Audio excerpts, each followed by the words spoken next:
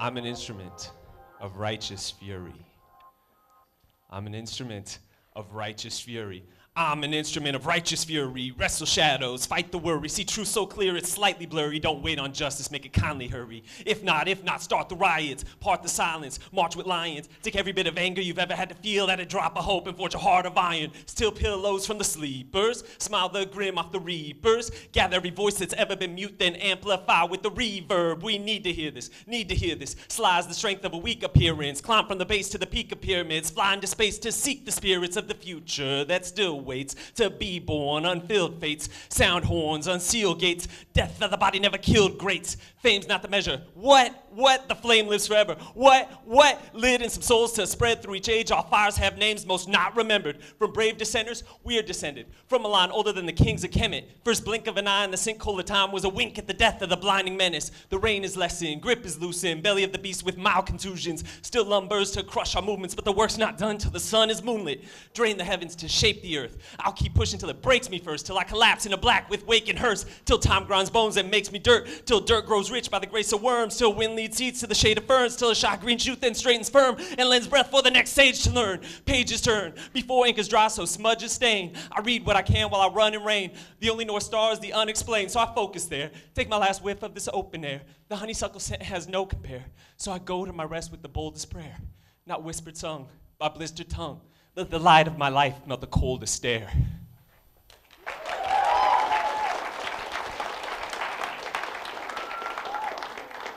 So I'm an instrument of righteous fury, right? I'm an artist. And I'm an artist in two ways. I'm an MC, a master of ceremonies, a microphone controller, a mover of crowds, also known as a rapper. I'm also an artist because I'm a lawyer. Now what? Lawyers aren't artists? Yeah, they are. Yes, we are. Crowd participation is definitely welcome, guys. I don't mind some chat, some claps, some cheers, some amens, everything.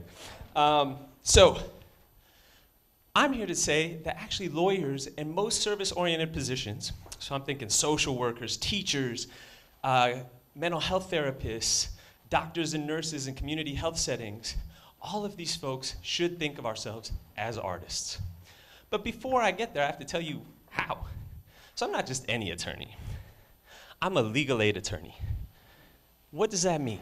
So many folks know that, well, when you're charged with a crime, you have a constitutional right to an attorney, right, to defend you. Now, there's real problems with those rights because public defenders' offices are notoriously and intentionally underfunded throughout the country.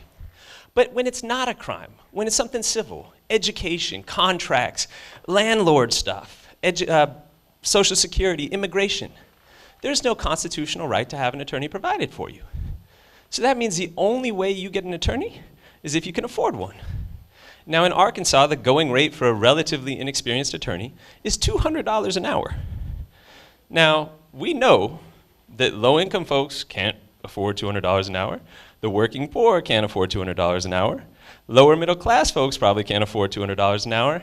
And it's even out of reach for many people who would consider themselves solidly middle class.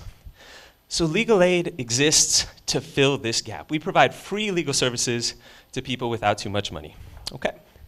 Now, this isn't a radical idea. We stand for the notion of justice for all, equal justice. The idea that the amount of money that you have should not determine what kind of justice you get, how much justice you get. Now, this isn't radical. When we pledge allegiance, we pledge at the end justice for all, right? We find it in various parts of our founding documents to establish justice. Our country was founded on the whole idea of not being a monarchy, the rule of law, the idea that no one individual, no matter how powerful they are, can be above the rules. Now, there's some very real critiques about how this plays out, and I'm not going to get into those, but I just want you to understand and have a little context of what legal aid does. Who do we serve? So, my clients are the domestic violence survivor who for 10 years has experienced so much abuse that she now experiences regular migraines and head trauma shows up on MRIs. And she decides to take the immense risks with her kids to leave that situation. We represent people with cerebral palsy, multiple sclerosis, or people who are paralyzed by virtue of a spinal cord injury, who are saying to the state that no, you don't get to cut our home care benefits. You don't get to force us arbitrarily to have to sit in our own waste or go without food without having a reason. We represent the family who's moved into an apartment and finds out that the oven breaks down, the roof leaks, that there's mold in the walls that are making their kids sick. We represent the school janitor who makes $9 an hour, who lives in a place where there's no public transportation, whose car broke down last month, and who took that small tax refund to make a down payment on a used car at an exorbitant price, at 18% interest, that breaks down several times within a month after buying it, so that they're forced with repairs or repossessions or not going to work. These are our clients, and they're some of the most heroic, courageous, and inspirational people that anyone could ever be privileged to meet. And their heroism, their willingness to stand up and say, this isn't right, that's the raw materials for our art.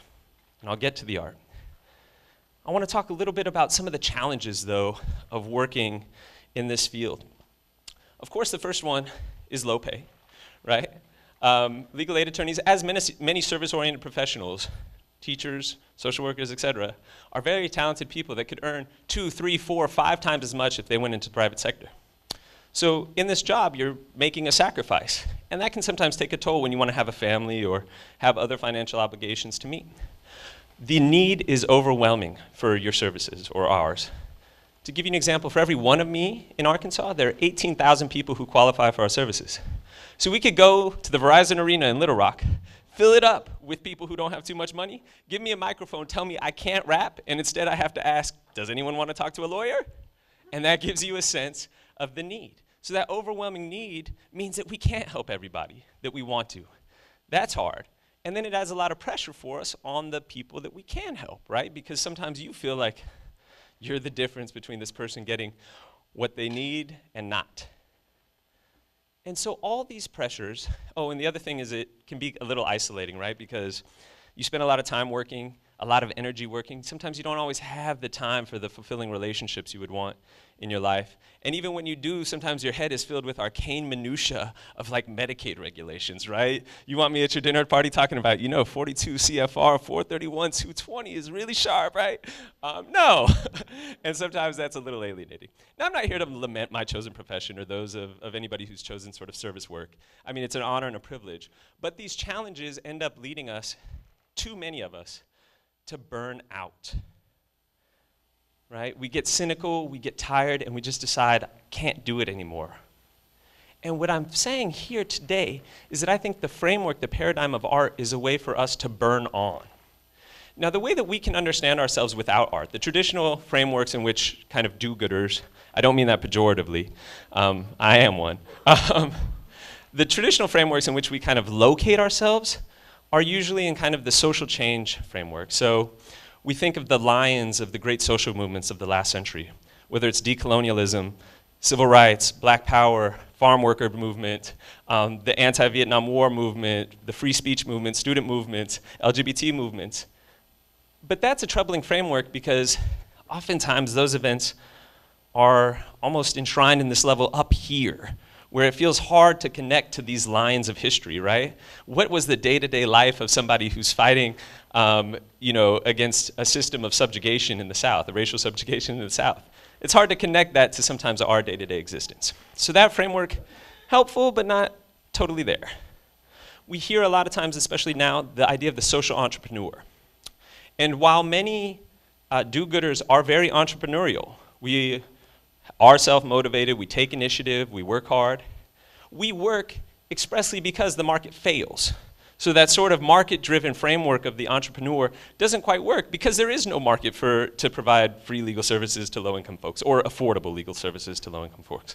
The market has failed there. The third paradigm is one that was kind of advanced by Charles Hamilton Houston, who was a famous lawyer but not as famous as he should be. He was the architect of the legal attacks on segregation in the South. And he was the mentor to Thurgood Marshall, who would be the famous attorney and eventual Supreme Court justice. And he said that lawyers are either social engineers or parasites.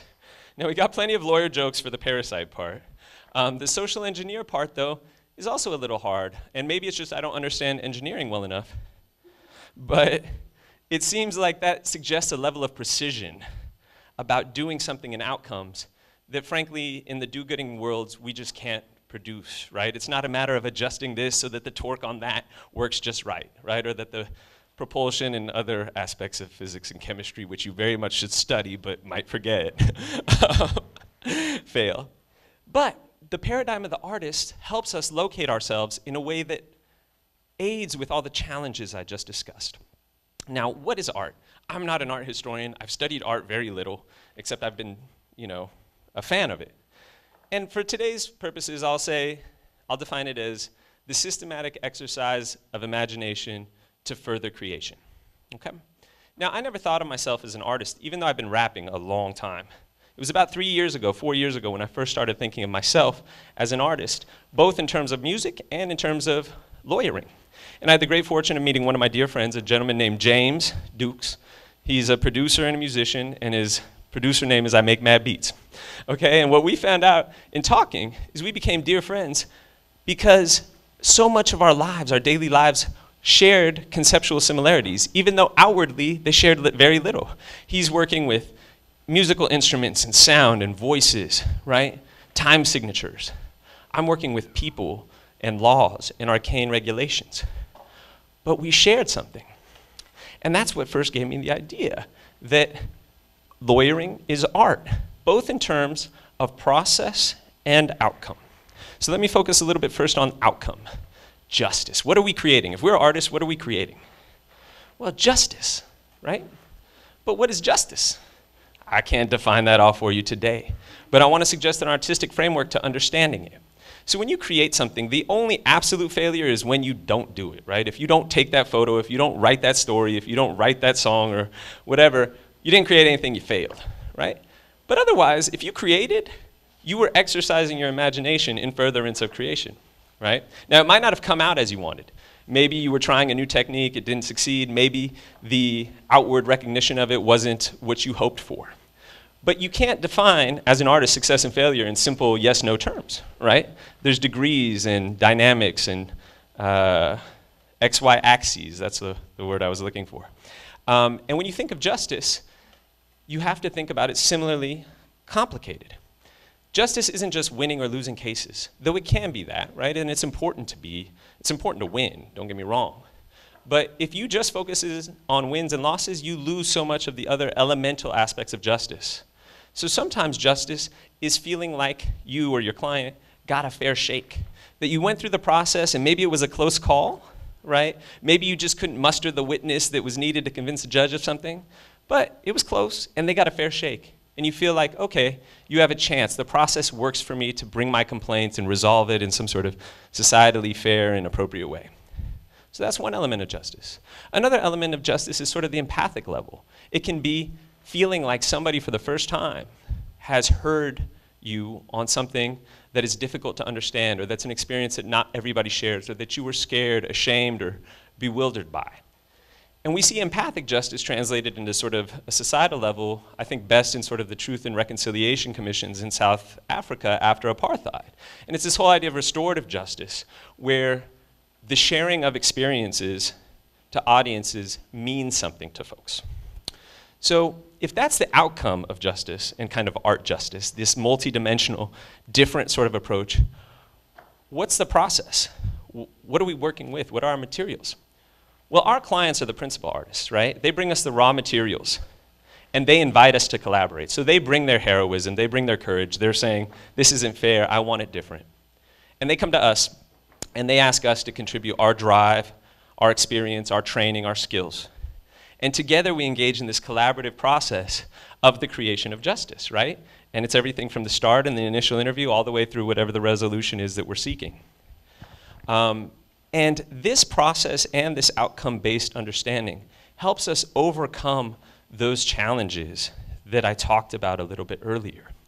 Instead of feeling isolated, we can feel engaged with a partner, right? Somebody who's going through not the exact same thing, because obviously I as an attorney don't experience the worst of what my client does, but we're engaged in this co-creative process of generating something called justice, right? where we talk about low pay or compensation, we don't get any more money, but we do get the satisfaction of creation and inspiration, right? That idea that we're engaged in an endeavor that is fundamentally generative, right? Like the spring. Instead of the sort of overwhelming need that's out here, we can at least focus on what's right in front of us. And that relieves some pressure. Now, the other thing about art, or the artist framework as a way of understanding lawyering, is that it centers imagination. It calls us to imagine. And most of us have never thought about the service-oriented professions as essentially imaginative, right? When I think of imagination, I think of, the great authors and musicians and directors whose worlds I wanted to enter as a consumer of art. But we are imaginative. Because when we are engaged in the process of do-gooding, we have one foot in the world we're fighting against and one foot in the world we're fighting for. And the only way you can conceive of the world you're fighting for is to imagine. And imagine broadly. Imagine that this can be better, at least for this person. Imagine what that would look like. Now, the call to imagination takes us off into other realms as well. We can imagine a society that is more just overall. And we can imagine a society where justice itself is celebrated. So a couple years ago, I went to a camp in Little Rock just for kids with disabilities. It's called Camp Aldersgate, I believe. And I was struck by it because for anybody who has had any experience or knows of lives with kids with disabilities, they're spending their whole life trying to fit in to a world or navigate a world that isn't built for them. And here's this whole place that's built for them. It's a beautiful thing, and I was sitting there, I think it was a spring day, and I'm just like, wow, there should be a monument to this place. Why can't I walk down the street and hear the story of Camp Aldersgate, or see a bust to the creator of this, or the bust to the kids who were there exuberant and joyful? And we can think about this in all aspects, right? Instead of having justice celebrated and enshrined in sort of a daily life, we have other values that are propagated through media and celebration and social prestige and so forth. The last way that I think we're called to imagine is almost paradoxical. And that's that I want to imagine a world where do-gooding isn't left to the passionate artist types, where it's institutionalized. Bank mergers don't require artists, right? Financial analysis in corporations don't require artists.